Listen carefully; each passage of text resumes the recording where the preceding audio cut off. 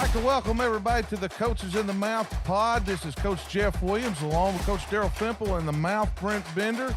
Before we get into this, the Coaches Pod Network is powered by Lindsay & Associates. We want to thank our sponsors. This year's Player of the Week will be sponsored by C.R. Crawford Construction, Hootens, Sports Clips, and make sure you hit the like and subscribe button. Well, let's get into it, guys. The football season's here. We've seen all the scrimmages. We've gone through. We've got our top 10 games a week. We'll bring on our guest picker here in a few minutes. Daryl, just real quickly, your thoughts going into this week 0? I'm tired of watching scrimmages.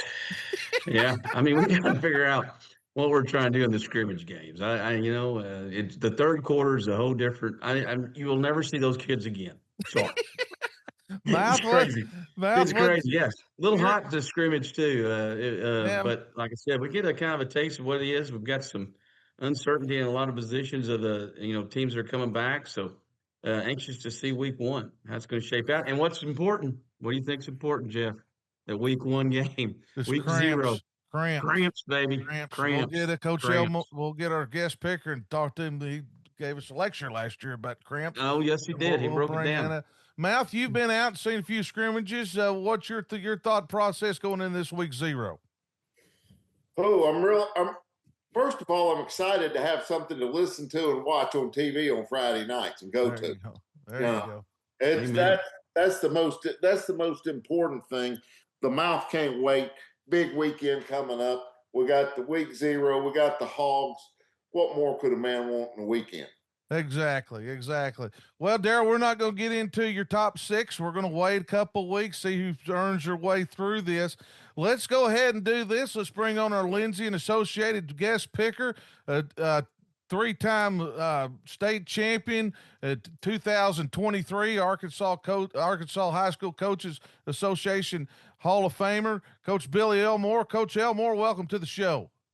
Hey, man, always good to be on with you guys. Well, it's an honor and a privilege. An honor and a privilege. I agree with this. Coach Elmore, you've been out, you're doing a little turf and you're seeing a lot of people out, sprint turf there. You're selling a little sprint turf in your retirement age here a little bit. Talk to us a little bit. What scrimmage? You've been around Mansfield quite a bit. And you went to a couple team camps this summer. What do you think about week 0 and what are you seeing about this upcoming football season?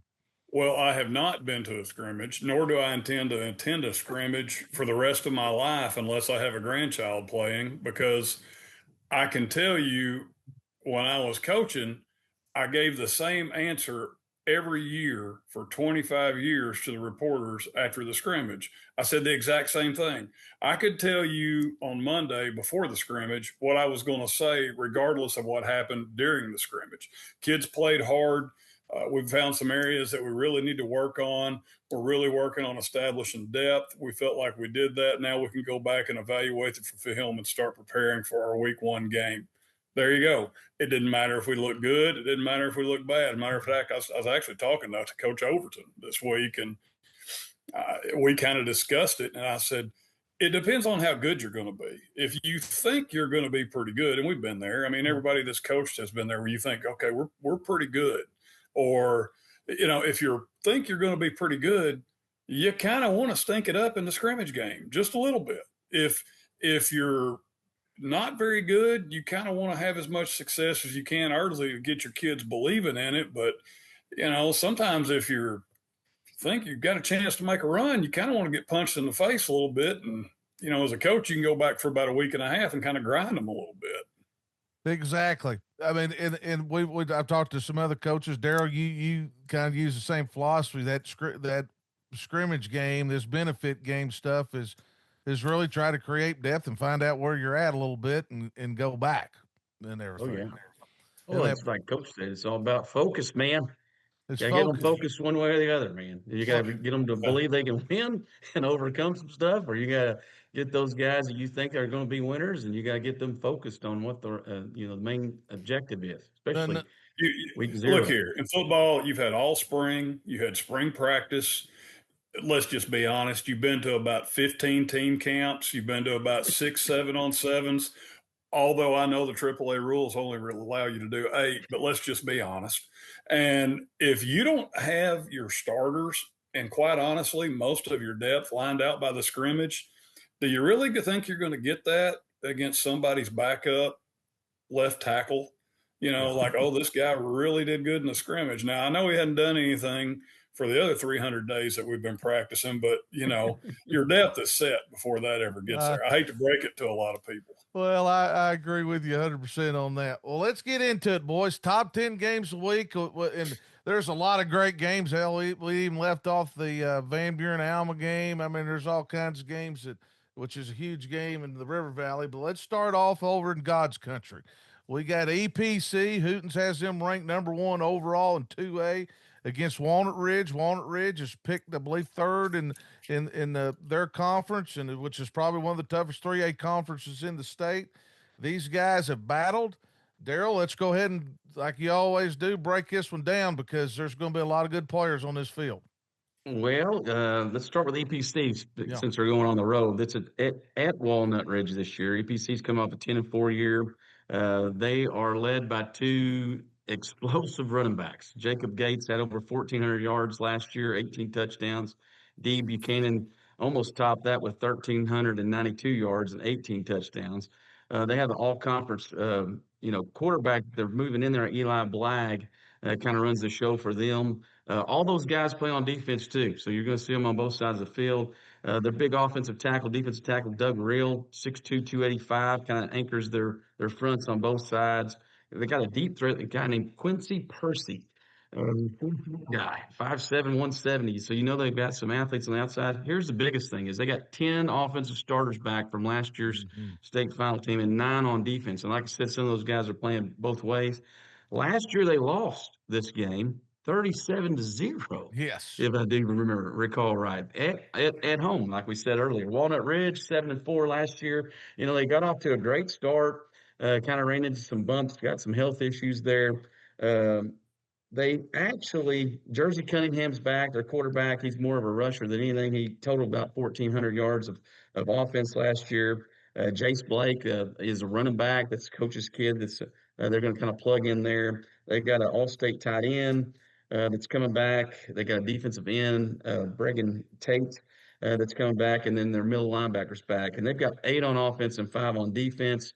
They're getting to play at home. This is one of those games that can go either way.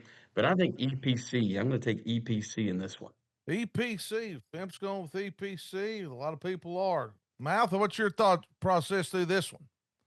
Boy, it's going to be a great way to kick off week 0 for both teams. Be a good measuring stick probably for both teams, but I think I'm going to go with EPC myself. Mouse going with EPC. All right, Coach Elmore, right here, buddy, right out of the chute. I'm going Walnut Ridge. Going Walnut Ridge. You know, I have all this stuff written down. Coach Fimple throws it all out there. The guy reads like a Hootens magazine. You know, Right. he's got all the stats. He's got. We got all people those that things. send them to us now. They're actually sending to us. They want on the show. Yeah, but no, I got to go with Walnut Ridge at home, and and I don't know a whole lot about them. I do know the starters. I do know Walnut Ridge has 8 starters back on offense, 5 on defense, and so I'm going with them. Going with Walnut Ridge Bobcats. I'm going to go with Walnut Ridge also. And I'm going to ask this, Coach Elmore, you made a big deal about this last year, is the A's. We're seeing a lot of these smaller schools playing up and bigger schools playing down, You're going to see me pick a lot of – I'm going to pick probably the bigger school in probably every one of these, and I mean, shocker. I mean, it makes a difference, especially early in the year. And when I say especially early in the year, there's 2 schools of thought. You can be a smaller school and you can play with a bigger school when everybody on your team's healthy.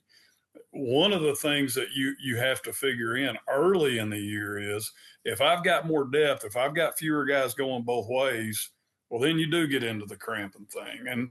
And even if kids don't cramp, it's impossible in my mind for a kid to play every snap of offense, every snap of defense as hard as a kid that just plays on one side of the ball. Some people will say, well, that's Iron Man football. That's the way we used to do it. Well, you know, yeah, that's true. But, my grandparents apparently walked uphill both ways in the snow to school every day, too. Times have changed, and the speed and the size and how these guys play nowadays. And you're not just playing in a box. Used Yeah. to, you could practice and the guys would play in an old WPA gym, and that's where they'd practice, and they had plenty of room. Now, if you don't have a full width indoor and some length to it, what is it? What are you doing? You can do middle drill, but the space that these guys have to cover, it does make a difference, in my opinion. Now, again, as you start getting people hurt and the difference in classification and A's, and I know we've talked about this before, but every football team's got to hide some guys. Every football team's got some guys that just aren't as good as the other guys that are out there, whether that be a cornerback, whether that be a defensive end.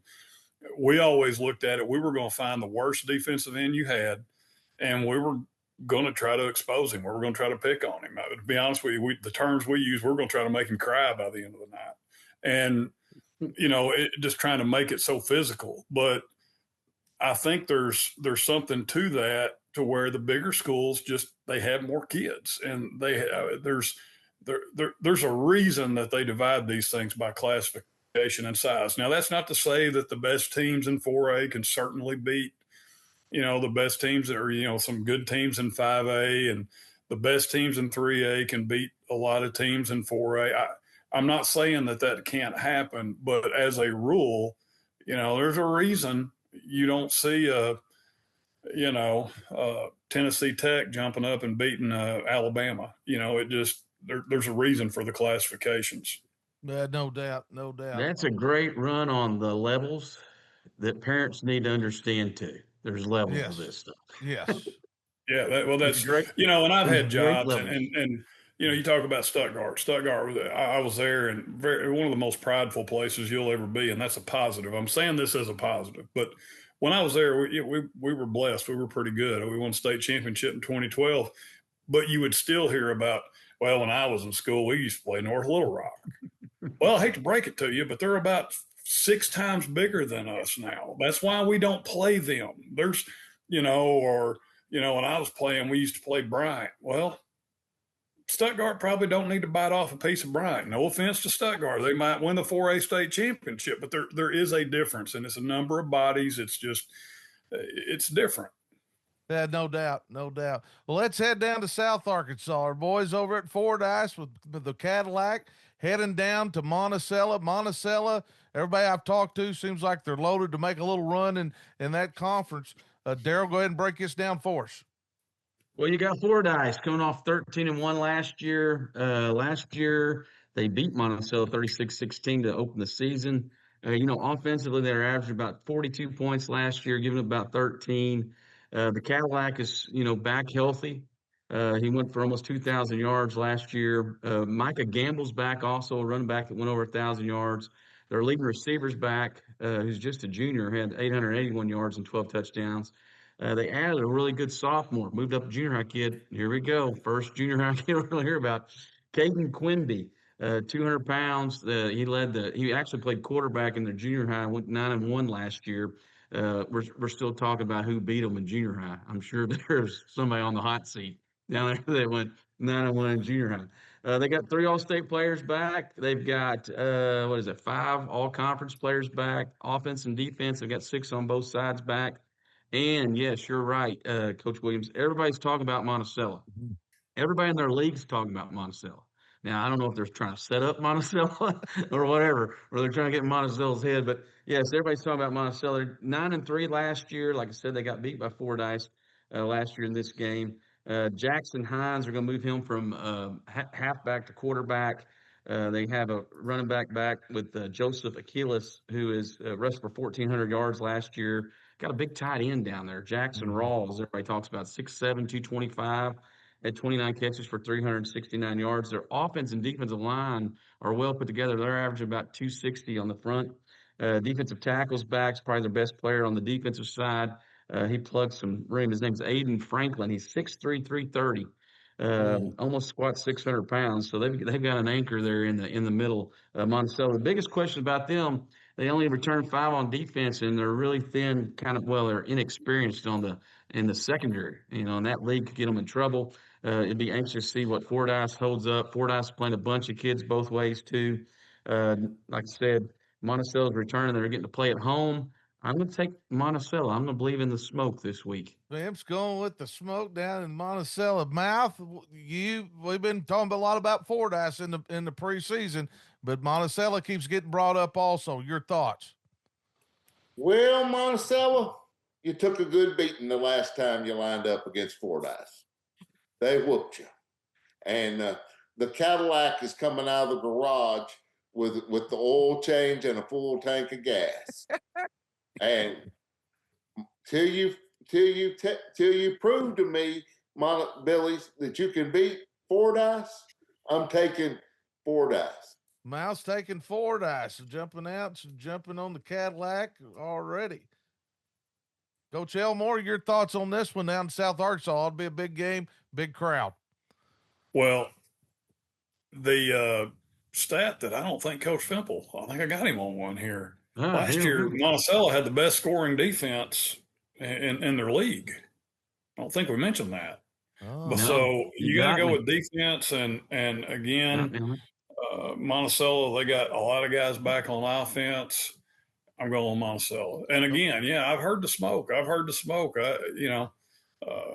director Blair Brown got them cranking down there in Monticello, the Billies. Well, it's been a lot of talk. All right, moving on. Let's go. And I'm going to take Monticello also. I think they're fixing to have a really good year this year. Fordyce is going to have an amazing year, but it goes back to some depth issues there.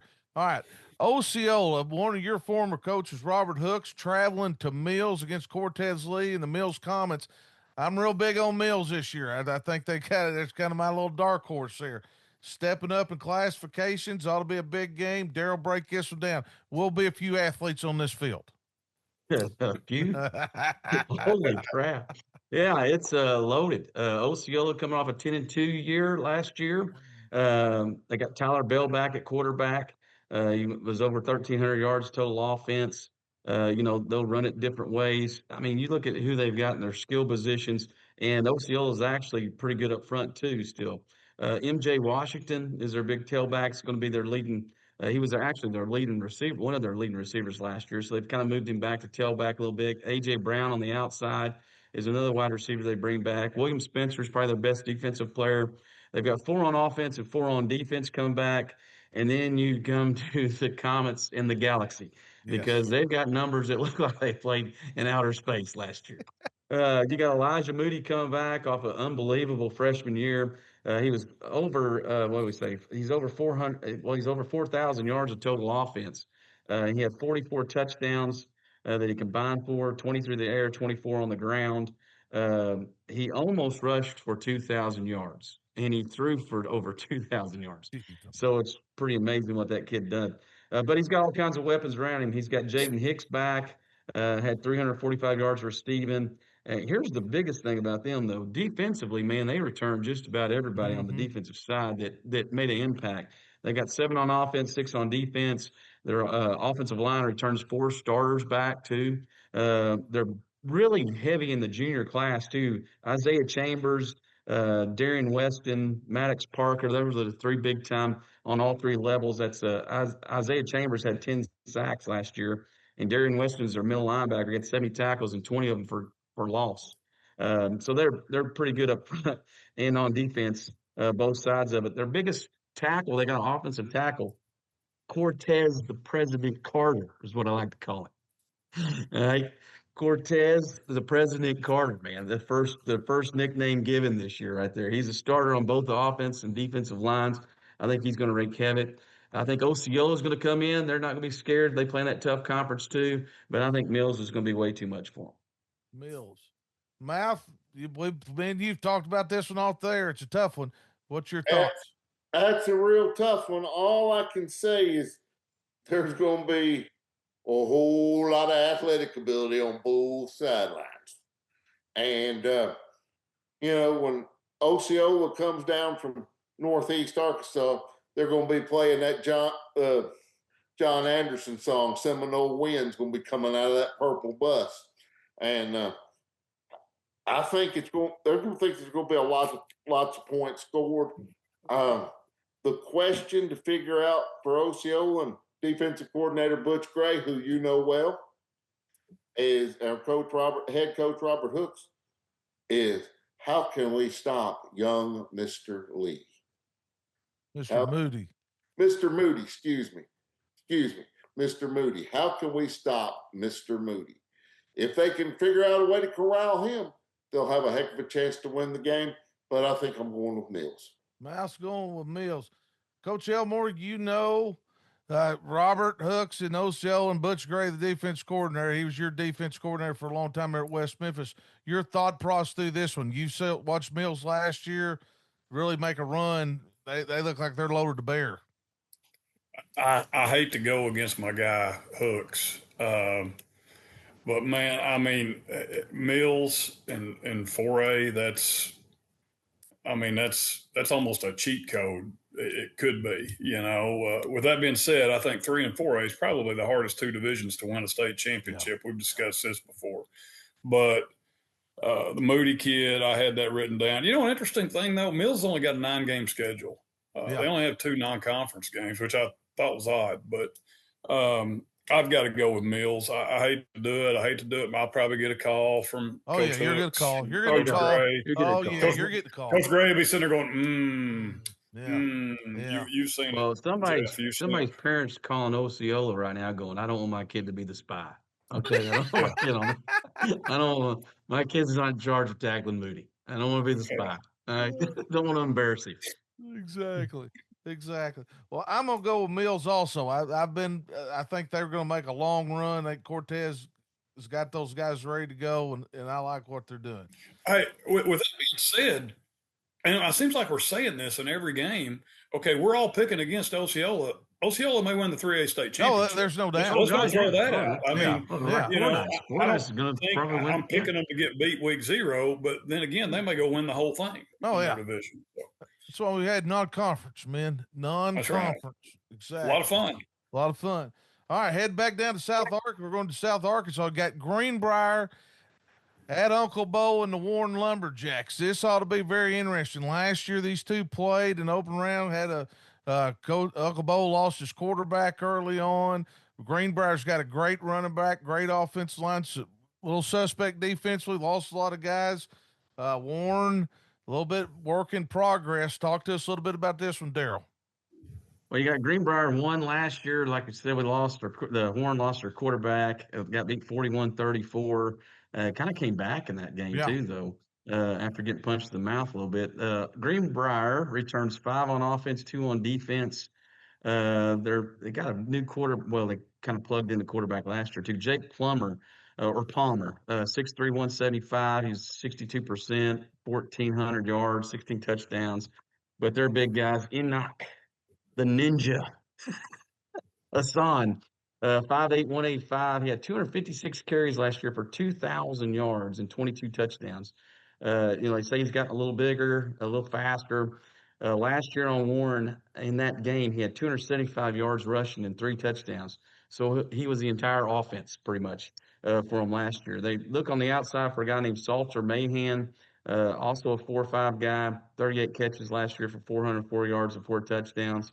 They got 2 starters on the offensive line, which made them really good last year. So they're kind of inexperienced there. Lane Morgan's their all-conference returning offensive lineman, 6'2", 280. He'll play some on the defensive line, too. They'll switch him around a little bit. Secondary, that's about the only player they got coming back. Yeah. I mean, they're really, really thin on the defensive side of the ball. Ethan Smith had 50 tackles. He's their middle linebacker. He's coming back. Their secondary is completely new. I mean, completely. I think they got one safety that's back there. And going to Warren and playing Warren, that's not a good mix. If we can figure out who Uncle Bo's going to start quarterback, okay? Kind of need a little heads up on that. Like, can we get a little, some smoke signals here on this one? Like I said about Warren last year, 34-41. They had Mills beat last year in the state playoffs, and Mills, kind of came back and got him there. He's got 2 on offense coming back, 6 on defense. Jackson Denton is the quarterback that got hurt last year. Colton Steen, they're going to move him kind of from wide receiver. He's kind of a bigger kid too. He's about 6'4", 180. So hopefully that happens. But they're going to lean on, and this is weird. This is Warren. They're going to lean on a running back, Aaron There we Davis. go. Aaron Davis, all conference last year. He's a 10.5 100-meter guy. Yeah, Yeah. yeah. I don't know. You got a young secondary in Greenbrier. I don't know if you want to see that guy get in the secondary, but he's a flyer. He had over 1,200 yards. Then you got Blaze Flowers. We got Blaze Flowers. You hear that name? Rashawn Flowers was his dad. Played at the University of Tennessee. 6'3", 175. He's going to continue that long tradition of wide receivers at Warren. Josiah Steen is another one. That's a junior this year, and Ren Reap. And then they got an all-state linebacker, Lewis Woodsback, who had over 100 tackles last year. The biggest question about them, not real big on the offensive front, not real deep, and then, experience-wise too. Defensive line led by a guy named Braxton Hembry. Yeah. I think that guy's like a 300-pound bench press guy. I don't know where he got that from. His mom must be really strong. I don't know. But anyway, so they got that going for them there. Warren's at home. I think Greenbrier makes this travel. It's going to be up front, one especially up front, because looks like both of them's going to want to run the football a little bit. And of course, knowing Warren, they're going to find ways to get it to the outside. So in this game, I'm going to take Greenbrier on the road Oh, Thim's taking Greenbrier. because I don't know who the quarterback is. Well, he's been tight the vest. All right, Mouth. Yes. Uncle Bo's down there. He won't give us who his quarterback is, and got a big Greenbrier coming to town. Talk to us a little bit about this one. You're familiar with the Warren Lumberjacks. Well, there's one thing I can say about the Warren Lumberjacks. Coach Embry will be ready, no matter what. He may surprise you with something.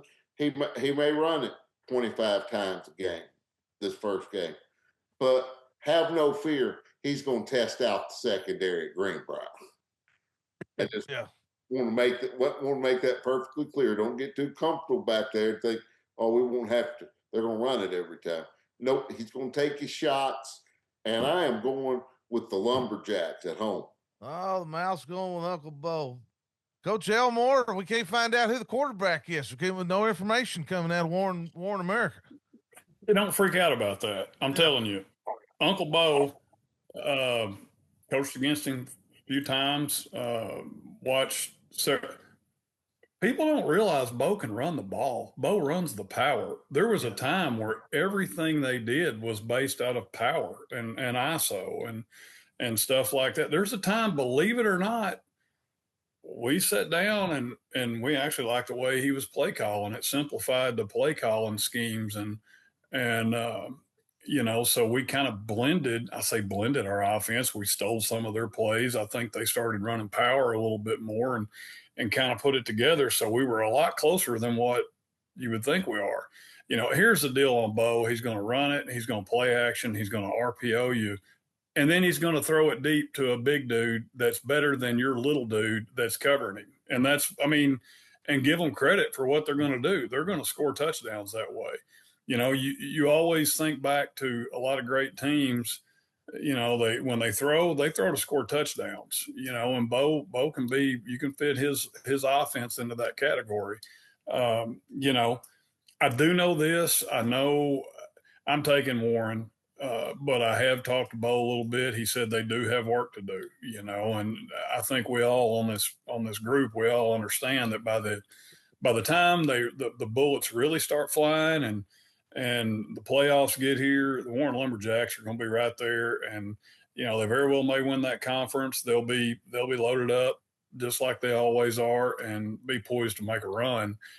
I just know they got a little bit of work to do right now, and I don't know, Bo's real good about, playing mind games with his player. I don't really know if he means it or if he's just saying that, trying for some of that to get back to some of his kids and, let them maybe makes practice a little bit better or something. I don't know. But I do know, in talking to him, they do have some work to do, but I'm going with Warren in this one and Lumberjacks.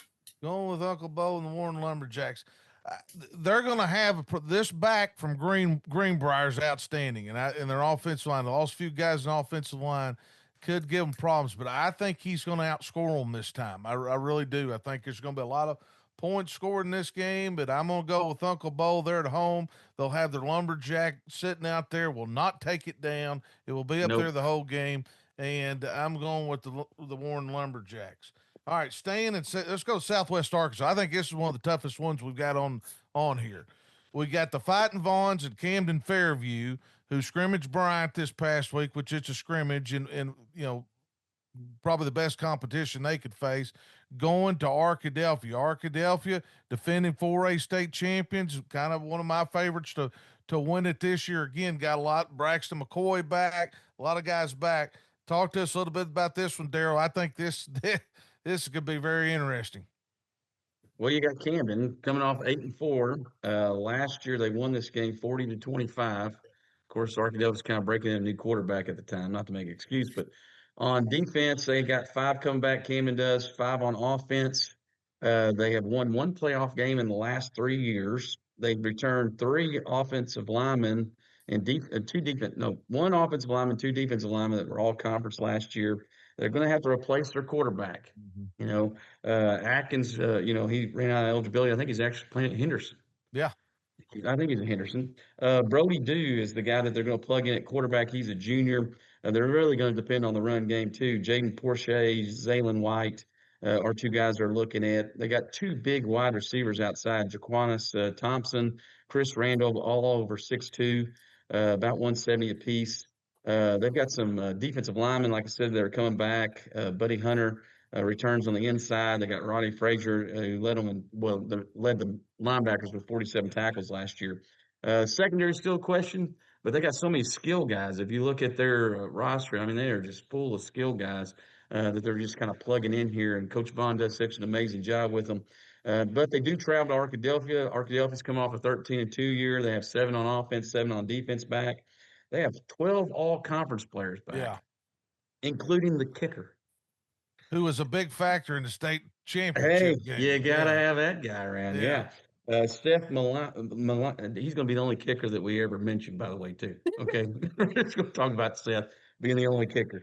Running back wise, of course, it starts offensively with Braxton McCoy. He had 66% completion last year, 3,100 yards, over 3,100 yards total. And he had 46 touchdowns on the year. He was pretty amazing, especially down the stretch. They've got a slew of running backs. They got Blake Moody, Caden Whitaker, Quintavious Morris back, Malachi Hamilton's back, who they really like. He was the one that ran the clock out at the end. He's the big 6 foot, 220-pound guy that they play at linebacker some too. A little better on the outside because they got both those guys back. Roberts and Finley are both back, 4-4 guys. Offensive line is big. I mean, they're really big up front, probably not as depth, deep wise as they want to be. But they've got both bookends back too. Their defense is what's going to really set them apart too. I think it gives them a chance in this game too. With Xavier Williams back, he had 7.5 sacks last year, and Skylar McClure had 15 sacks last year, all in the defensive end spots. And like I said, their leading tackler was their all-state safety, Quintavious Morris, with 111 tackles. So they can get after it. Kaiser will have a great plan to stop Camden Fairview. Coach Shucker's done nothing but win. He's 49-13 in Arkadelphia. You know what that means? It means you took over a really good job. You just plugged yourself right in there, man. Look like a daggum genius. But he hadn't screwed it up. Some people will screw it up. That's true. He plugged himself in there, and he's done a great job keeping them guys on a championship level. They have 3 offensive linemen, now them starters that are back, too. So I'm going to take Arkadelphia at home in this one. Taking Arkadelphia at home. Mouth, the Fighting Vaughns coming back for another year, going to your man, what do you call him? The assassin over there. Baby-faced assassin. Baby-faced assassin, Bryson McCoy. Break it down for us. McCoy. Well, this is taking nothing away from the other games of the game of the week. This is probably the game of the week right here. Camden Fairview and Arkadelphia. Braxton McCoy is going to do Braxton McCoy things. He's going to throw it all over the field. Going to complete a bunch of passes. And Coach Shucker, I'm a big fan of his. Loves his Coaches in the Mouth mug. So got to get him some new ones this year because he drinks coffee every morning. But Nick Vaughn, he's done a really great job at Camden Fairview with the Fighting Fawns, and he's on that mouth coaching tree. He's on my dad's coaching tree. So I got to go with the Fighting Fawns in this. Oh, go It with the will be a Fighting really exciting game. Going with the Fighting Vaughns. All right, Coach Elmore, you used to be an Arkadelphia Badger for a couple of years there. This Camden Fairview team's, very talented, but Arkadelphia is all big contenders for 4A. Talk to us a little bit about this one.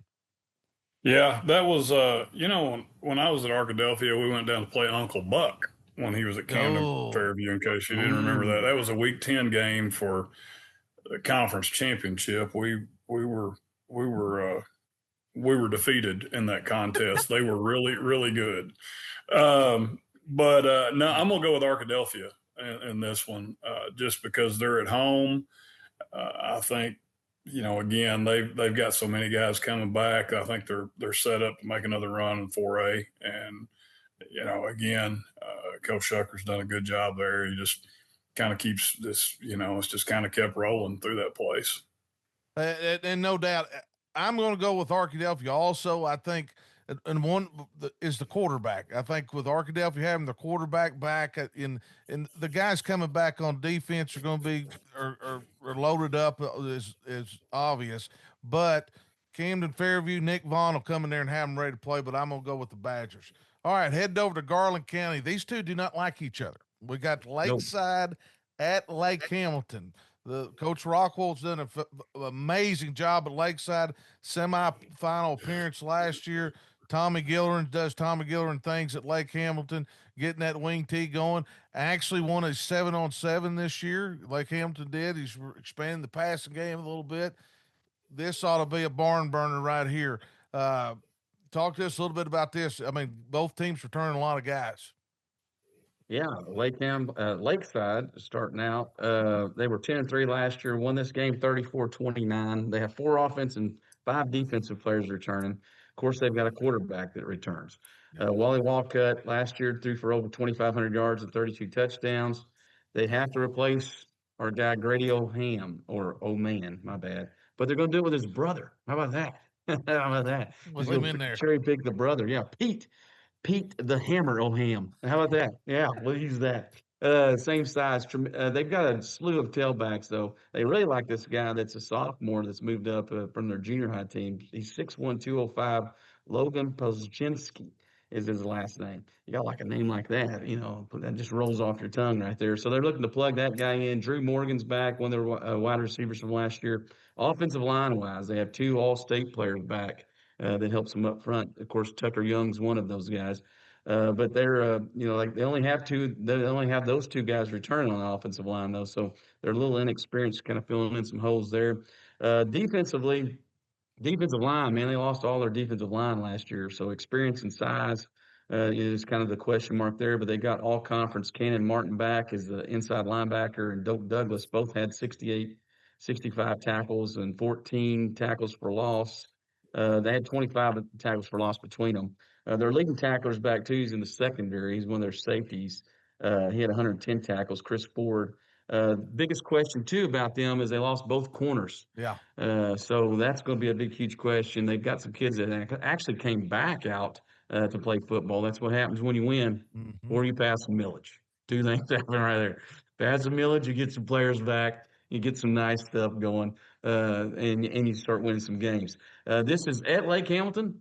Lake Hamilton, like I said, last year they lost 29-34. They went 8-4 last year, though. They have 4 on offense and 6 on defense back. They have all conference running back Carson Jackson back.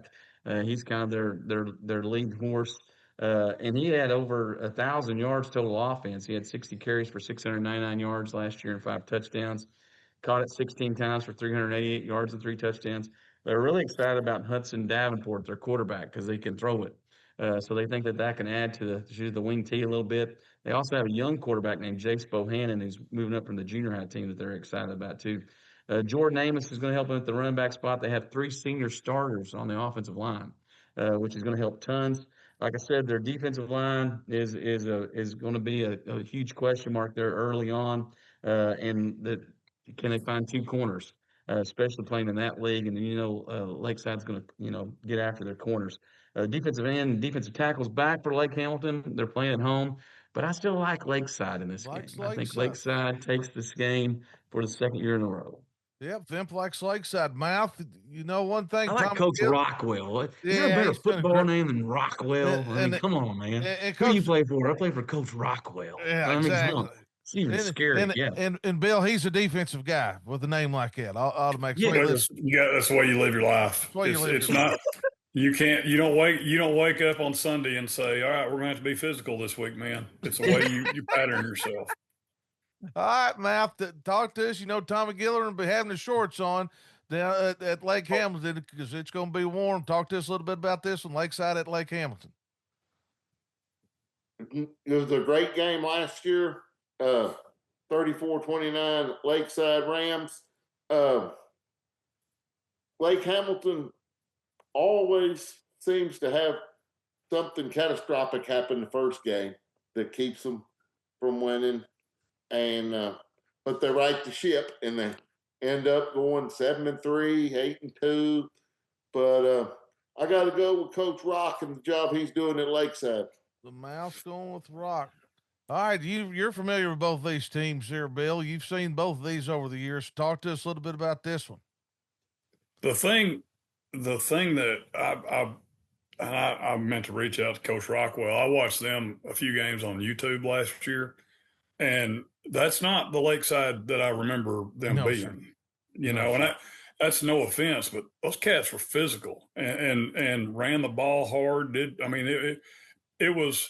Lakeside's always. I mean, they've had solid teams, but a lot of times, let's just be honest, it was they would look to finesse you a little bit and do those things. This team would punch you in your face, and I kind of enjoyed watching. I really enjoy watching that. So Coach Rockwell's got a lot of my respect. Lakeside does have their quarterback back, and I am big time anti-shorts on a high school sideline, but I'm gonna have to go with Tommy and Coach Gillerin and the Lake Hamilton Wolves. Well, Coach, he wears them year round, baby. It's all right. He wears. It don't matter. Hey, to each their own. Bill Elmore. That's just not my cup of tea on that. It is what it doesn't. Nobody asked me for my opinion, so I guess it doesn't matter. Exactly. Nobody in Lake Hamilton cares that I don't like shorts. No one does. Well, I'm gonna go with Coach Gillerin too. I think Lake Hamilton gets them this year. I think he really feels it. His team's gonna be really good. Lakeside's gonna make a long run in a tough league. Which that league's unbelievable with the addition of Texarkana, who scrimmaged Northside this past week. I mean, they're going to be a factor also. But I'm going to go with Lake Hamilton. I think they're going to wear them down a little bit and win late. All right, this game here. Go ahead. It's almost like the AAA doesn't like somebody in that league or something. Yes. Yeah. It's almost like when they did the classic, the conference assignments, it's like they don't like any of them. It's like, hey, let's put these 8 guys down there and just let them massacre each other. Yeah, I mean that league's going to be unbelievable. All right, this game right here, usually it's top game of the year. One of the top ones, Bryant at Benton. This has changed. They're not playing at War Memorial. They're going to be actually playing at Benton. You know how else you can watch it? Pay-per-view. Nice move. Oh, I've heard this. Pay-per-view. Nice I've job. heard this. Yeah. Let's get your money. Hey, sorry you can't, get in, but hey, you could pay $4. Watch this, I've heard this. Is it just $4? Is that all it costs? No, I'm sure it's more than $4. Yeah, I'm sure it's more than $4, but yeah, it's a little pay-per-view. I seen that the other day. I thought, hey, man, this is awesome. Yeah, a little pay-per-view here. Yeah. I guess they can do that now. Brian obviously is loaded, and everybody's number one in 7A. Benton, who made a run last year in 6A, loses some linemen, and talked to Coach Harris earlier this year in a preseason show. But they've got their quarterback back, and they actually do play Brian as well as anybody, usually all year long. And so Daryl, talk to us a little bit about this. There's a neutral site factor in that they're going to Benton and playing. I don't know about all that. I mean, how far are they traveling? There's like, Yeah, what, exactly. 3 25 miles. Closer. minutes? Yeah. I mean, they could Closer. just call their, just meet up. Let's just meet up over there. So it's close enough that the travel is probably not going to be an issue. The issue is going to be Bryant. Yes. That's going to be an issue for a lot of people. It's just simple as that, is Bryant. Coach Sanders is 23-2. You want to talk about until I hadn't screwed it up, man. I mean, that guy's not only not screwed it up, he's taking it to another level too. They've won 7 of the last 8 state championships on the largest classification in Arkansas. They won this game last year 52-42. They went 13-0 last year. They have 7 on offense and 7 on defense. Because last year was pretty much dominated by a junior class. So they played a lot of juniors last year. They're really excited about Jeremiah Moats, 6'2", 180, taking over the quarterback spot. And man, does he got weapons too, though. He's got the Hodges kid that moved in from Mark Tree, has over 20 Division I offers. He's a 10-6, 100-meter guy. Here's the other thing is they should be running track. They got another running back, Mason Woods, is a 10-7, 100 meters guy. So Hodges is beating this guy by a tenth of a second in the backfield. Yeah, give him a crease. Zach Jones was the little guy that played. He was kind of the third running back last year, 5'9", 190. He ran for 460 yards and 5 touchdowns. But the wide receiving core, you got Kamari Austin's back, 6'4", 190, 4'5", 40. Caleb Tucker's back, 5'11", 174, 440. Keenan Layton's back, 100 meters, 10-8. I got 3 guys. I got 3 guys right there running 10-8s. And then they got a big deep threat guy that everybody's kind of hiding around. I seen him in junior high. He was a dude. His name's Jacob Boone. And they say, he's up there they got him in the 4.3 and the 40. So they got some speed all over the place. They've got a transfer from Maumelle, thanks to Lindsay and Associates, building them apartments over there with a little golf course. We got another move in from Maumelle, Hayden Sublett, that a lot of D1s are after and looking at. And then you got 3 all-conference offensive linemen that are back. The Rutgers kid, Allen and Trimble are all back. They were all conference last year. And then you go to the defensive side. Malachi McDonald is finally going to graduate. He's going to graduate this year. I'm sure everybody in the league is going to be at the graduation ceremony. Make sure that he walks across there. All 5'10", 290 pounds of him. Ryan Horn's back, and they got a transfer from Parkview, Ja'Cory Smith, who's going to Oklahoma. They got Bryant Davis back off 70 tackles. They got Kellen Robinson, who started 2 years ago as a sophomore. He's coming back off of ACL. He's going to be an outside linebacker too. So they might actually be better on the defensive side of the ball than they were last year. They got Matt Nelson's back at one of the end spots, had 30 tackles last year. He's got a little brother that just slides over the other side too. So they've got some depth up front. I don't see any, it's going to come down to how well the quarterback plays, but I don't think he has to do much. He's just got to kind of be a game manager here. He doesn't have to make a lot of plays for him. Let's talk about that. The quarterback thing's been brought up a bunch about Bryant, but does it really matter with everybody else?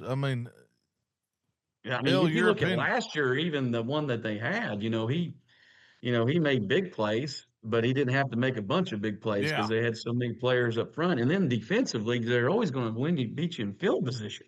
For God's sakes, man, they just pin you down and you have to punt, and it's a 40-yard drive, so that'd be 2 plays for them. Benton is having this game at home, so they get to, actually benefit from playing at home, I guess. Like I said, last year they lost this game. Drew Davis is back, 6'3", 200 pounds, 2,700 yards through the air last year, 36 touchdowns. He became their all-time TD passer with 78 on his career, so he's just going to add to that. He's only 2,000 yards from being their all-time passer. They have only 5 on offense back and 3 on defense that are coming back as starters. The running back situation, it's kind of up in the air too. They got some young guys that they're kind of plugging in there. Wide receivers are back, Will Carter and Carson Collett. Both of those guys were kind of all-conference guys. Offensive line, they have 2 starters back. The Pilkington kid, let me tell you though, man, you want to talk about going nuts in the weight room. Benton goes nuts in the weight room too. Yes, they do. They got 2 offensive linemen that are 12. Pilkington has 1,245 pounds in the 4 lifts. Madison Head's 1,265 pounds in the lifts. So they're extremely strong dudes up front. Secondary wise, they got 1 safety back and 1 cornerback. They graduated all their linebackers, though. Every one of those guys are going to be new people that plug in there. The only one they got coming back, and they played him kind of sparingly, was Weston Munson. He had 54 tackles and 4 sacks last year. And that's the thing, man. You get the Bryant and they're subbing 4 of them defensive ends and tackles in continuously on you. I think they kind of wear you down. And I think Bryant's going to be better on defense than they've ever been. And then if they figure out the quarterback spot, they might be more explosive offensively, which is really scary. So I'm taking Bryant in this one. Shocker. Bryant by 90.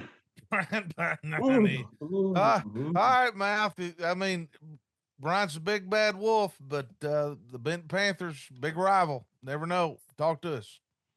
Bryant's the biggest of the baddest wolves. I'm just gonna go ahead and tell you that what a program they have there at Bryant. I mean, they don't lose a beat when Coach James moves down the road to Conway. And you're a pretty good coach when you wake up every morning. Your first 2-year record's 23-2. Yeah. Coach Sanders has done a great job. And I don't see that. Benton's been playing Bryant close, within 10. I don't see it being any different this year. I'm going with the Bryant Hornets. Mouse going with Bryant. Bill, break this one down. You got to go watch this a few years ago, actually live. Yeah, they cleared the stadium. They cleared the stadium at one time.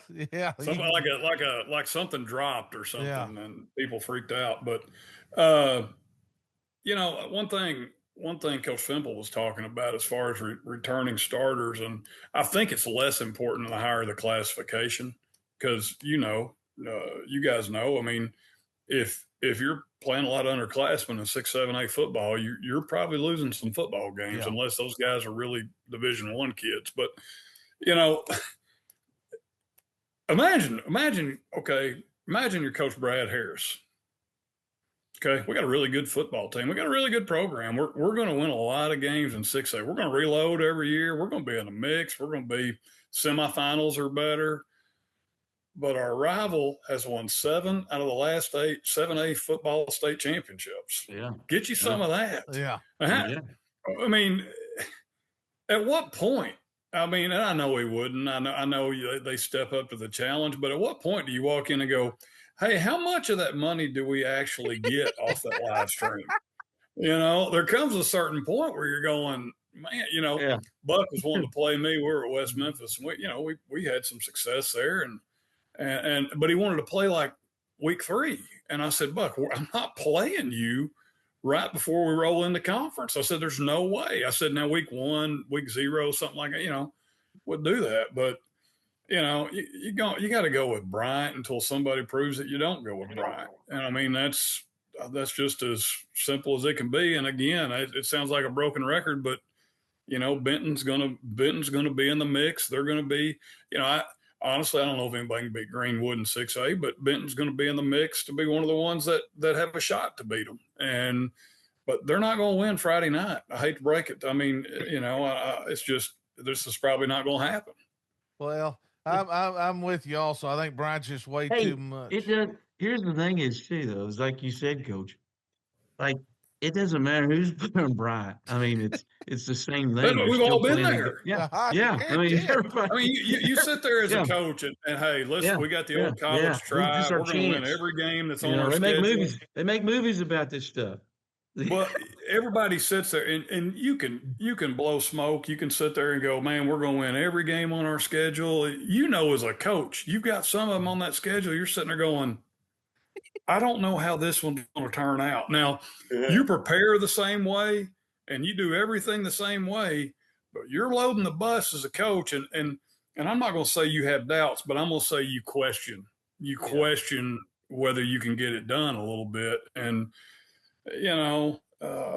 gosh, I mean, again, like Coach Fimple said, you can say that about anybody. I mean, take the Bryant Benton, take Benton off of it and insert anybody. And then they sit there and go, maybe short of a Fayetteville or a Bentonville, this year. But, I mean, that's not a knock on anybody. That's a testament to how good Bryant's been over the last 8 years. Heck yeah.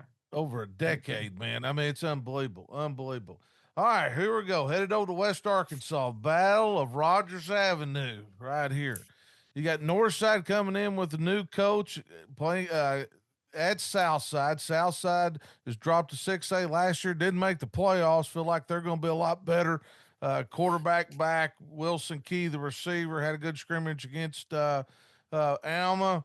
And then you got Northside, who scrimmaged Texarkana. What didn't work out real good for those guys. New coach, new system, everything coming in. Battle of Rogers Avenue, anything can happen. Daryl, break it down. Well, last year this was 34-27 Southside. Yeah, Northside, like you said, comes in with a bunch of new. Everything's new. Quarterback's everything's new. They moved a linebacker to running back, the Bajan kid. Wide receiver, they got the Mendez kid back. Monty Marshall's their best linebackers back. Jalen Chavez had some struggles in the scrimmage, though. They definitely struggled a little bit in the scrimmage. Of course, like I said, with all that new, it's going to take them a while to get things settled here. Southside have 9 on offense and 7 on defense coming back, and they've got their quarterback back, Blake Forsgren. Is that right? Forsgren, yeah. Forsgren. Threw for over 1,900 yards, 23 touchdowns last year. Wilson Keys, their returning wide receiver. He had 36 catches for 436 yards and 5 touchdowns. Kind of backup quarterback too. He's kind of like I guess you could say he's he can do it all. He can play wide receiver, running back a little bit. That's a big thing too. They got to find a running back. Big up front offensively. Peyton Zimmerman's on the outside at 877 yards last year, 9 touchdowns. Offensive line, looks like somebody that we know's offensive line that usually gets turned out there. Coach Stewart does an amazing job there. They got a big defensive tackle back, the Morales kid with 32 tackles last year, and Ethan Dunn was their leading tackler at middle linebackers. He's back with 112 tackles. I think this game is one of those games that, is always fun to watch. I remember like black and white TV, pull it out. They used to play this game sometimes on Thursday nights too. It was crazy. So it would be the only game that was played. So the tradition is unbelievable in this game. But I'm going to take Southside at home. Southside at Southside home. at home. Mouth, you've been over to Southside, seen Coach Dameron and that bunch a few times this summer. And what's your thought process with his squad and the Battle of Rogers Avenue? Southside's going to be much improved. They're going to be much improved. They're better this year at all the key spots, and they've got returners coming back that were good players. They're back for another year, so they're better everywhere on the field. I'm going with Coach Dameron to win the Southside Mavericks to win their 3rd straight Battle of Rogers Avenue. Bill, you're right down the road there. Talk to us a little bit about this one. Well, the only time I went to the Battle of Rogers Avenue, I rode the Southside team bus. Yeah. I'll have you know. Yeah. I don't know if that was 100% legal, but they can't come back and fire us now, Jeff. That's exactly. But anyway, new coach at Northside, new guy coming in. You got to go with Southside just because it takes a little while, and Northside struggled for some success, and that's one of the hardest things to get kids. You can put in a new offense, you can put in a new defense, you can do all these things, but you got to get kids believing that they're going to have success, and that's not something that happens overnight. That's the part that I don't think a lot of people understand. There is no secret play. It's a mentality. It's we refuse to lose, and you don't get that by just one off season. You just don't. So I got to go with Southside. Going with Southside. I'm gonna go with Southside also. I like their offensive line. The running back is a 9th grader. It's going to be as a young guy. If they can get him going, I think they can be very explosive offensively. Got a really nice linebacker transferred in. Those guys look like they're better on defense. I'm going with Southside. Just a lot of what Coach Elmore talked about is just the whole new thing. But this game, I've been a part of it quite a bit, and anything can happen. All right, moving on to our small school game of the week right here. I've been waiting for this one. I've been waiting for this one. Yeah, buddy. You got defending state runner-up in 2A, Bismarck, traveling down to Mansfield, who Mansfield the last 2 years been in the semifinals, and Coach Overton's done a fantastic job there at Mansfield. This one ought to be a battle. They've got a lot of guys back, lost a few guys. Daryl, talk to us about the principles in this one right here. Well, you got Bismarck coming off a 13-1 year. They won this game last year, 35-31. They are just plugging people in here. They've got some brothers too, by the way. Yeah. Preston Hughes, they're going to move him from wide receiver. He filled in last year for the Keithley boy that was the quarterback last year. Preston played 4 games, threw for over 500 yards. He was also their wide receiver. He led them in receiving last year. So they're going to move him to quarterback. He also plays the secondary. But Cademan Keithley, that's the guy. That's the guy. Cateman Keithley, 5'10", 170. He had 1,696 yards from scrimmage last year with 27 touchdowns. Ethan Hughes is the wide receiver that are going to plug in out there. They like him. That's Preston's brother, 6 foot 150, had 8 catches for 177 yards. Offensive line, that's the big gig. They've got one returning starter, really. Micah Best is back. He's a 3-year starter. So they're kind of young on the offensive line early on, and that's not a good matchup with Mansfield. We'll talk about that here in a second. Defensively, though, they turned Zach Tolbert's back with 89 tackles. They're going to move Cade Keithley from safety into the outside linebacker spot. He had 71 tackles from his safety position last year. So they're kind of plugging some holes, and like Coach said, they got some kids that are playing both ways and are having to, especially on the offensive and defensive line. Like I said, their defensive lines not returning a lot of starters there. And not a lot of size too. And Mansfield, 11-3 last year, lost this game 31-35. They have 8 on offense and 6 on defense back. Cooper Edwards, they're really excited about this kid at quarterback because he can throw the ball, which gives them another dimension here. So they're pretty fired up about that. They also got a younger quarterback, Salas Burton, who they're really excited about too. Gives them a chance to run it a little bit too with this guy. He's got some legs on him. But they returned their big bell cow, Andrew Burton, 5'10", 190. He had 195 carries for 1,146 yards and 12 touchdowns. He's an all-state performer. Jeremiah Burton's also a name that you're going to hear. You're going to hear Matthew Burton. Matthew Burton's a 5'10", 206 wide receiver. Say he's a hellacious blocker. That's what you got to love. Hey, man, this guy's he runs great routes. Yeah. This guy will bury you blocking. I like it. They got 5 starters on the offensive line back. Did you hear that? Yeah. 5 of the big uglies are back up front. James Bosley, Logan Orr, another brother, Kadick Orr, Ethan Martin's an all-state player back up there. The Orr brothers both play on defense too. They'll plug them guys in. Bosley's the guy that we highlighted last year that would just absolutely down block people. He mauled It was them. unbelievable. You couldn't even see. Yeah, he just mauled people. We got state linebackers, Andrew Walton back with 86 tackles from last year. I think Coach Overton is 22-6, by the way. Yeah.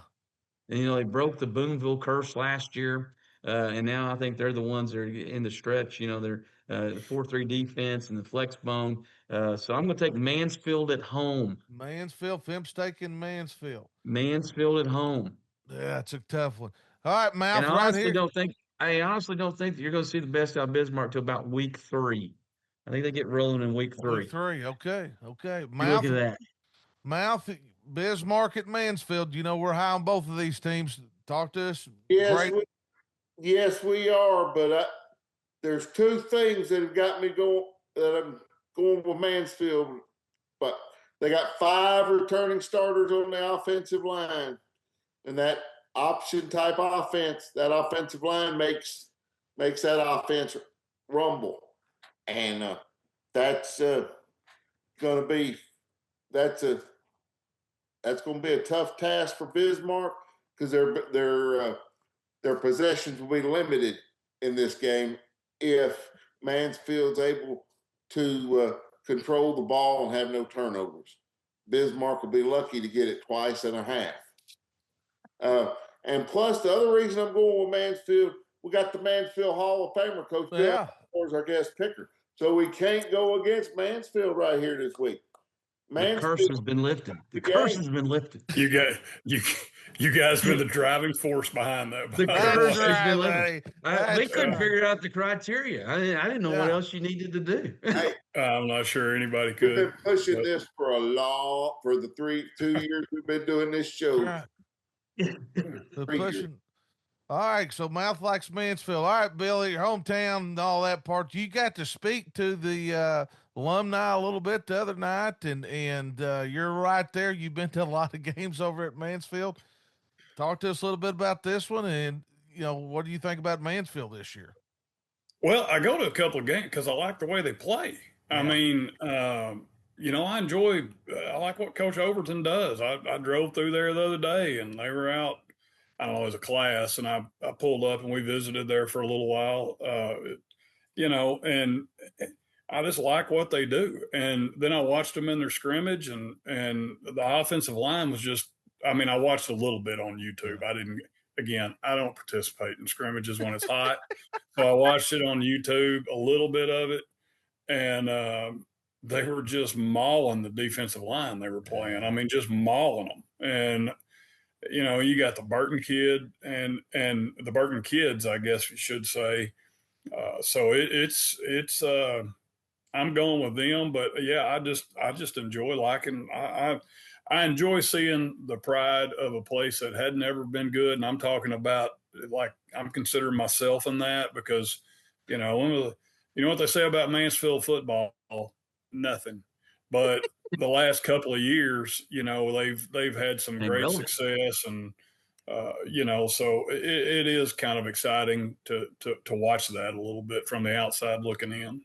Well, the town's probably fired up again this year. I mean, they got to be fired up. But They are. They've had some success in different things, but as well as I do, there's a the football success. No offense, Coach Fimple, but the football success there is a little bit of a different feel and an atmosphere to that, and Oh God, yeah. so with that being said, it starts the school year off, it gets things going, and I think it's just the pride that a lot of people have in that, and I'm excited for the town, the community, and I will basically live right in the middle of Greenwood, Boonville, and Mansfield, so I'm blessed right now to be surrounded by good football in all directions. We can go to Boonville on any given Friday night, and certainly everybody, knows about the success Greenwood's had, and go watch football there. So I don't have to go very far to watch a good football game usually.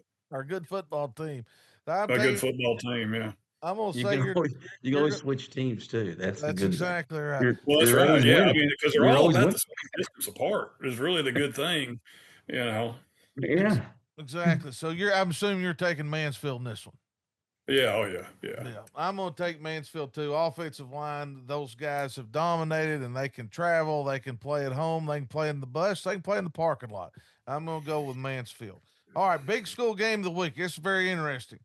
We got Pulaski Academy, who's moved up last year to 7A, had a great run against Joe T. Robinson. Before we do this, let's go ahead and bring on head coach from Joe T. Robinson, Tyler Uppergrove. I appreciate you having me. Excited to be here. Well, let's get into it. I mean, everybody knows who you are. You've been there as an assistant for 14 years with Coach Escola.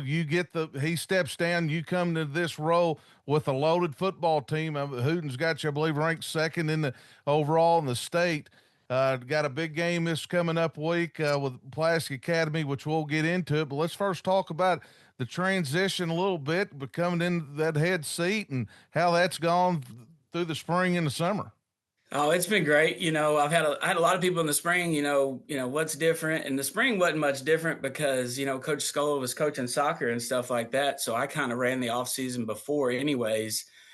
Then summer, I got to, do the schedule how I wanted to do it and kept us pretty busy. We went to Fayetteville, did 7-on-7, did 7-on-7 at the Shootout of the South.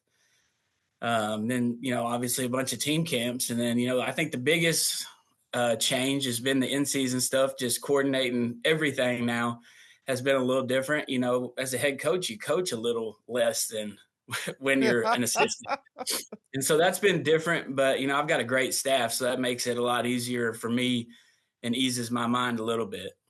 Well, you talked about your staff. You kept most of your guys there, and y'all been together for a long time. Let's get into your football team. You got 7 guys back on offense, 6 back on defense in a quarterfinal run for a team last year that right there with the Brinks with Lakeside could have went either way. There got beat late, was a conference champion, defending conference champion. You got 3 all-state guys and all-conference guys. Talk to us a little bit about your football team.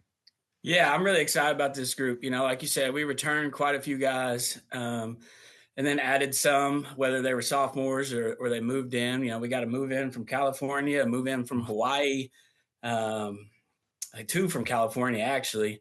So we've got a great group. It kind of starts with a few of our seniors who were all state guys, and Tank Reese, who'll be a 4-year starter at linebacker. He's been through the ringer. He's been beat up some his freshman and sophomore year, so we didn't really let him play offense much last year, but he's going to give it a go at running back some this year. And then Deuce Williams is kind of our bell cow on offense at running back. Obviously, the bloodlines there are very good, with dad being Kevin Williams, a former All-Pro for the Vikings. And Deuce is a great kid. He also starts at free safety.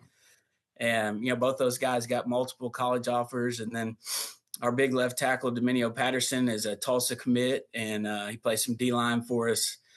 So those guys, kind of kick it off. And then Reese Simpson will be our quarterback. He's been in the system since 9th grade.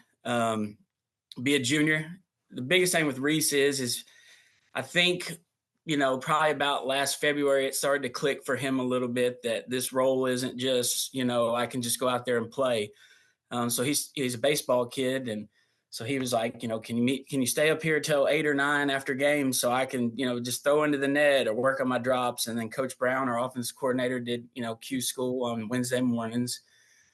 So he's developed, his biggest thing is he's got some really, really talented guys. So his job is to just manage the offense, and give himself some time to just ease into it. With the running game that we should have, it should make his job a lot easier. And then on the outside, our junior class is really where a lot of our receiving talent is. We have one senior receiver in Josiah Warrior Benson, who we're really excited about.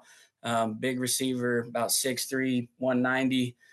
Josiah's committed to UCA. And then our juniors, we've got Hakeem Frampton, who's a move-in from California, who's got 40-plus Division I offers as a D-back, but he could play receiver. Dad was Dwayne Frampton, who played for Arkansas State, and was a great player.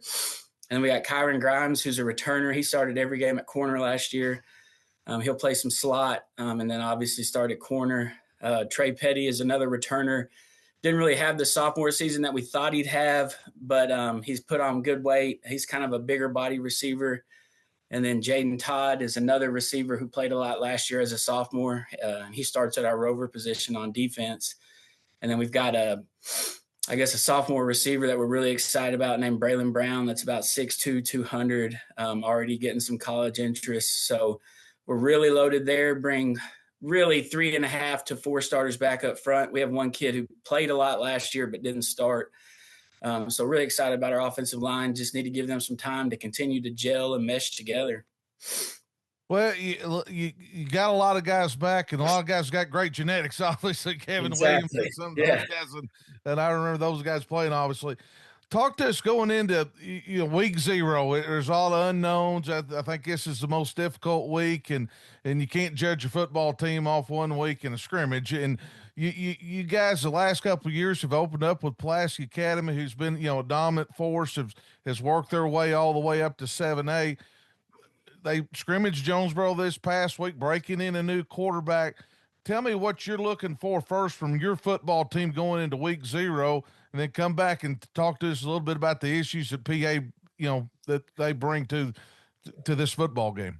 Well, I'll be honest, this will be the 6th year we've played him. And I think every year your nephew, Clayton Pankey, every year is like, why do y'all do that? Why do y'all do that? But it's great. It actually helps us playing in week 0 because you can start working on onsides 3-4 weeks out. That helps a lot. But it's a great challenge. I just want us, to play with a lot of passion and a lot of fire. And, in the years past, it's been a player, outside of the 21 year, Coach Lucas's first year. I mean, they beat us like we stole something. They were up 61-7 at one point, and they probably could have scored 100. And thankfully, Coach Lucas decided to call off the dogs. But, even that year, though, we go on to win a state title. I don't think there's anything wrong with playing a great program like PA early, because passing game-wise, you're not really going to see anything else like that, the rest of the year. And we knew that 21 year we were breaking in an all-new secondary, and that's probably not the group you want to play, week 0. But we got a lot of guys back in the secondary. We're excited about that challenge. We faced them a couple of times this summer in 7-on-7, so we've seen it. We know what to expect. But, when you play a team 6 years in a row, you get to, you get pretty familiar with them. PA is a little different animal. Coach Thrash will throw he'll throw 10 different things at you, you know? And so my biggest thing is in the past, you know, we've kind of cramped more in the sorority house. So we got to do better than that. You know, I feel like we've done a really good job this summer being in shape. I think the weather with this hurricane stuff is Yeah. probably going to help us a little bit. It looks like it's going to be beautiful, which will probably end up biting us in the butt in a week or two. But, you know, I just want our guys to, you know, play clean football. I felt like for a quarter and a half on Monday against Mountain Home, we did that. And then we kind of, I don't know if we got comfortable or whatever it was, you know, we just didn't, you know, finish the half the way I wanted to. And then I wanted to come out of the half with one drive, and that didn't, you know, go the way I wanted it to. So I just want us to be consistent and play clean football. And, you know, PA is going to score points. That's what they do. In the past, offensively, we haven't been able to match that.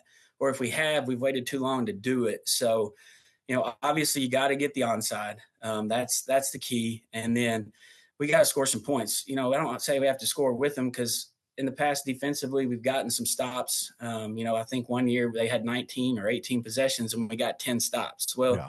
It's pretty good against them. You know, your defense is probably going to play upwards to 100, 110 snaps. So we got to have some guys step up. But offensively, I really want us to play clean football, catch the ball. Last year, early on, we took some shots and we had them and we just didn't catch the ball. And that's frustrating, you know? So I'm excited about it. I think our kids are excited about it. You know, anytime you get to go up against a great program on a Friday night at home, it's a lot of fun. But and you talked about the uniqueness of playing PA, and I talked to people. I've got to watch them live a few times. You know, their routes and different things, and they do a great job on fourth down. They got great plays on fourth down, and then you add in, you know, the 2 points and you know, not punting sometimes. Anthony's kind of done a little bit of that here in the past. You know, extra points and things like that. You got that summertime, which is more than most people get, you know, prepare for them during you know, 2-day week of practice. Talk to us a little bit. Have you utilized your summer getting ready for those guys? Yeah. So, you know, we usually start with onsides the last week of July. And then we go probably 10, 20 minutes, just depending how well we're doing with it, you know, a day after practice with 11 to 15 guys, just depending on who we feel good about. So that's where we start it, because if you don't get that, you're in a lot of trouble. You know, I can't remember what year it was, maybe 2010 or 2011 when they played Cabot and they were up 35 before Cabot touched the ball, you know, and that's just like in the back of your head going, that can't be us, you know, because the game's over before it starts. And so we prepare for that. And then, you know, like I said, we've played them so many years that we have a lot of the stuff that they do, obviously in a binder. And we scrimmage, you don't really prepare for that. So we've been working on PA for a good 3 or 4 weeks if we're not working on ourselves. So that it's a huge advantage. Obviously it hadn't paid off yet, but you know, if you're going to play a group like that, it helps. Yeah, no doubt. And obviously you guys are a big school game of the week, and it's going to be exciting. A lot of great games, and we'll see how this all turns out. Well, Coach, I appreciate you coming on, spending time with us. I'll let you get back to work, and we'll be checking your work. And the Senators will be a lot of top 10 games a week this year, and we'll have you back on. Yes, sir. I'm excited about it. I appreciate you guys. Thank you, Muddy. Take care. All right. Well, you can see that Coach is really, you know, feels good about his team. Obviously, their preseason picked real high. I think number 2 and with Hootens in 5A against PA, who they hadn't had a lot of success with, but that could change this year. Daryl, talk to me a little bit about this one. PA first year in 7A football went 10-3 last year. Yeah. 35. They won this game last year, 35-21. Now, here's the thing about PA. They've got 3 on offense back and 3 on defense back. So it's pretty much a whole new team. Trying to plug in a quarterback right now. The Zavado kid, they moved from wide receiver, who was their leading wide receiver last year with some outrageous numbers, moving him to quarterback. But they've got a kid that's a sophomore, Aaron Orgel. So we need to watch out for that. If the move doesn't work, I think they might play this kid early. He's 6'2", 215. He's a big kid to play quarterback there. But they've got some weapons. They still got some weapons. Jaden Walker's back. He had over 800 yards of total offense last year. Rashawn Mitchell, who's a 5'5" little water bug guy. They love him a lot. He can catch the football too. Mason Greathouse is a wide receiver that's back from last year with 33 catches and 466 yards. offensive line. That's what's always probably going to get them in 7A football. Is going to be kind of young up front. Ethan Reynolds is back though. Defensive line wise, they're going to be really small. Don't return a lot of people up front at all. TJ Logan and Max Alice both. They're going to move Alice back from safety to linebacker to fill in some spots there. Their corners are really young and not real big. And then the safeties is back from last year that pretty much led them in tackles, Camp Campbell. So they're got a lot of open spots, for a PA team. Is it the system? How you plug people in, how's it work? Of course, they got that winning tradition too. Robinson comes back, and that's all based on Kevin Deuce Williams, whose dad was a pretty good player, mom was All-American, lives in Tech. He's got some genetics. They say genetics is undefeated. This guy's genetics is pretty much undefeated right there. This is Kevin Williams' son. He had over 600 yards, 700 yards of total offense, 14 touchdowns on the year. They're going to lean on him early, but they really like their quarterback, Reese Simpson and Nick Cummins. Both those dudes are kind of battling it out in the spring, so forth. But I think Reese Simpson's going to end up starting. They've got outside weapons too. Jake Todd's back. They had a kid move in from Southern California. The Frampton kid, Hakeem Frampton. His dad, I think, played at A-State, something like that. Yep. Defensive, offensive line. They have 3 starters back, and those guys will kind of do double duty sometimes. They'll plug them on both sides of the ball.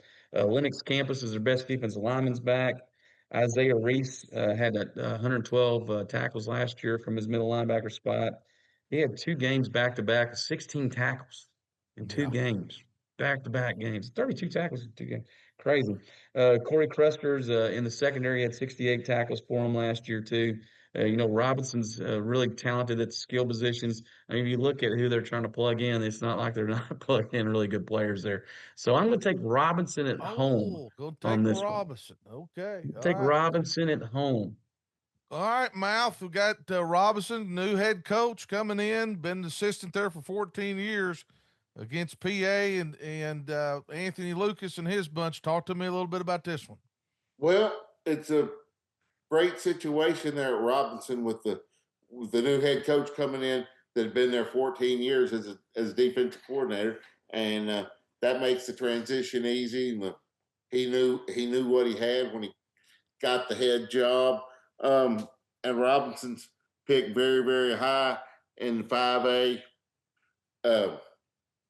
PA got quarterback problems for the first time, and I don't know when. It's sort of unsettled right now. I am going with Robinson this game. Oh, Mouse going with Robinson. All right, Coach Elmore, the A is still a factor here or not. I mean, they've moved up. Robinson's loaded. PA, best receiver going to quarterback. Okay. The whole thing here. Okay. And PA may end up settle squared in, but right now I think they do have quarterback issues. And that's not a knock on any of the quarterbacks. No. It's saying they don't have the experience. It's saying they haven't done it before. And there's a big difference. There's a big difference between Monday night and Friday night. Yeah. And you go out and the bullets are flying a little bit faster. You better be geared up for it. And I'm not sure they are. And we've discussed in detail how much stock I put in scrimmages sometimes, but there is an exception to that. If you're breaking in a new quarterback, and Jonesboro apparently handled PA up in the scrimmage. That's right. So that's got to be a concern. Let's don't act like that's not a concern for PA. I'm not going to say they can't win, but I'm going to go with Robinson as well, just for those reasons. Going with Robinson. Well, I've been back and forth on this one a little bit. PA has dominated this series, obviously, but I'm going to go with Robinson also. I think they've got the experience. They're at home. PA is, that's a quarterback-driven offense, and you nailed it, just the inexperience. Plus, they're taking their best receiver, who's an unbelievable player, and putting him back there. Who's he throwing to? And I'm sure they got people to throw to, but I'm going to go with Robinson also. I think they're going to break the streak this year, so it'll be real interesting. Well, guys, that's our games of the week. A little recap, real short recap here from you, Daryl. What are you looking forward to seeing? I'm liking I like Bryant and Benton game. I like the, yeah, I think that's going to be the telltale because we're going to see how. I think the biggest split on that is just you're going to see how big of a split it's going to be because, like we said, Benton's got a chance to win that whole thing in their classification. Yeah. And you're going to see how big of a switch. And you want to talk about levels and figuring out which level you're on real fast. And we're going to see if this is going to be a historical Bryant bunch. Can you imagine your trip? 8 out of 9 years could happen. Oh my God. I never, I mean, it's, you're yeah, rolling in. Even if you go 7 out of the next 10, that's a decade. You won 7 titles in a decade. I unheard don't know if of. No, that's it's never never happened. happened. Never happened. Mouth, your thought process. What are you looking for here to week 0? I'm looking forward to football. Bam, End of discussion. bam. The mouth's going to be live and in color at the Battle of Rogers Avenue, and he's ready to see it. This is the greatest time of the year. You know, now the teams that we think are going to be good, we hope they're going to be good, but there's a surprise in these first 10 games somewhere that's going to bust out this season. We don't quite know where it is yet, but there's a surprise out there in the high school football in the state of Arkansas, and I can't wait to see it. I agree with you. Bill, what are you looking forward to? Which one? I'm just as far as which game, Yeah, just I'm kind of like the mouth. I'm just kind of excited that it's starting. You know, you get to keep up with it because just it's time. You know, it's a long winter. It's a long winter and summer, and you know, by the time it rolls back around, it's time. I'm ready for the crisp autumn afternoons. You know, as Keith Jackson used to say, and you know, you wake up in the morning and you got game day on all day Saturday, and the 11 o'clock kickoffs, and you're going until 11 o'clock at night. And, I'm just ready for all that to get started with high school on Friday night. yeah, that's the way we live our lives. You know, the game I'm really interested in, there are two really, is the Lakeside Lake Hamilton and the Fairview Arkadelphia game. I think those two kind of see where we're at. I think we know where Arkadelphia is, where the Fighting Bonds may be. Lakeside, you know, what they're going to look like also. So I'm with you guys. It's football season and we're ready to roll. Well, before we get off here, let's thank our sponsors one more time. The Coaches Pod Network is powered by Lindsay and Associates, Hootens, Sports Clip, C.R. Crawford Construction. Though we appreciate their partnerships with the Coaches in the Mouth. Well, for Coach Jeff Williams, Coach Daryl Fimple, and the Mouth Brent Bender, and our guest picker, all Hall of Famer Billy Elmore. We'll see you next time.